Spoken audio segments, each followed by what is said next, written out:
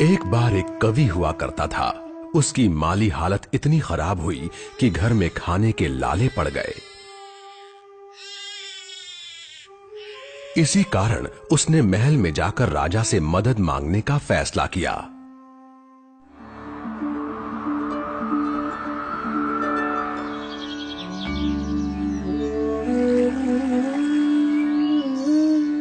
राजा के बुलाए जाने पर उसने अपनी कविताएं पढ़नी शुरू कर दी।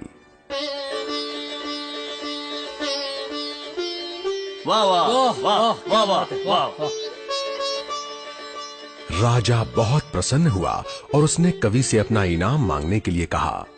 कवि ने मोहरों से सजे शतरंज की ओर इशारा करते हुए कहा, महाराज, अगर आप पहले खाने में चावल का एक दाना रखें और हर खाने के लिए उसे दुगना करते जाएं, तो मैं समझूंगा मुझे मेरा इनाम मिल गया। बस इतना ही? राजा ने पूछा। सिर्फ चावल का एक दाना और सोना नहीं? जी हाँ महाराज। तो फिर ऐसा ही हो। दरबारियों ने चावल के दाने रखने शुरू कर दिए।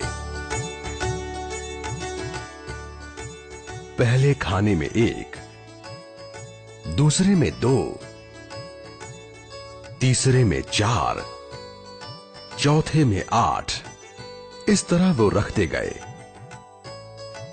जब 10वें खाने में चावल रखने की बारी आई तो उन्हें चावल के 512 दाने रखने पड़े। 20वें खाने तक संख्या बढ़कर 5,24,288 हो गई।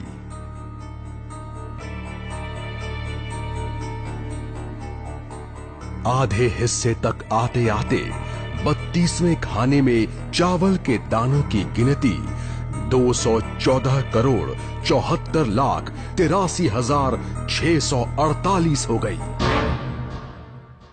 जल्द ही गिनती अरबों खरबों में बढ़ गई।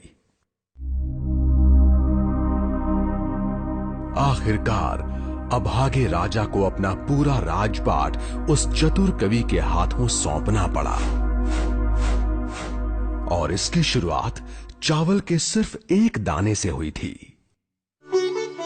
कहानी की सीख, चक्रवृद्धि की ताकत को कम नहीं आंकना चाहिए।